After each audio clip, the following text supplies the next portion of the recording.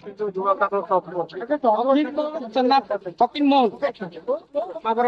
FM କଲେଜର ଛାତ୍ରୀ ସୌମ୍ୟଶ୍ରୀଙ୍କର ଯୋଉ ଅକାଳରେ ତାଙ୍କର ବିୟୋଗ ଘଟିଲା ସେଥିପାଇଁ जनता दल तरफ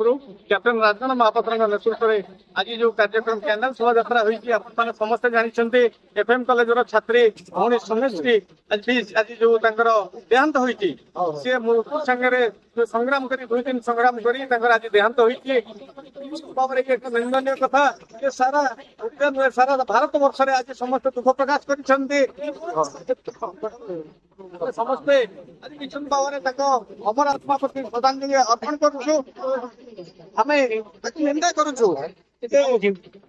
किंतु मोहन माझी सरकार नारी की सुरक्षा दे पारला नहीं नारी तार न्याय मागे मागे न्याय युद्ध आज से हारीगला आज तार देहांत होती एक निंदनीय कथा आम जो मोहन माझी सरकार को निंदा आज करुछु बड़चणा विजु जनता दल युव छात्र जनता दल संग्रामी बंधु मैंने आज एकजुट होती आज लड़ाई आरंभ होती उद्देश्य आज अमर आत्मा सत्कृति निमंते चैनल शोभा यात्रा आयोजन करी से भौणी जो देहांत होती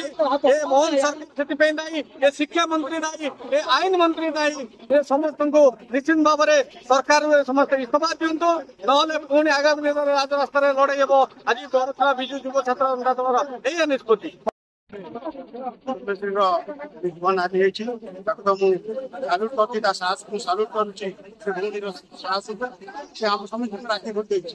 तले अमेरिका राष्ट्रपति ट्रम्प ओडिशा राज्य को आसवा सिटीजन मान कटका जारी कर कारण ये माँ भौणी मैंने सुरक्षित नाती रेडी सुरक्षा आशा करुच्चे अलग कंट्री जो अच्छा सिटीजन मान ओडिशा को आसवा बारण करेंगे एवं आमर जो भाई माने भौणी मैंने जाते फरेन जाते पाठ पढ़ा उच्च शिक्षा लाभ कर भिसा पाइबा बड़ कष्ट आज घटना सारा विश्व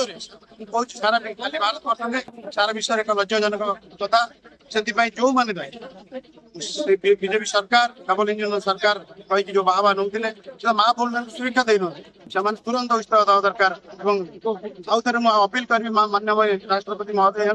जे तुरंत ओडिशा राष्ट्रपति शासन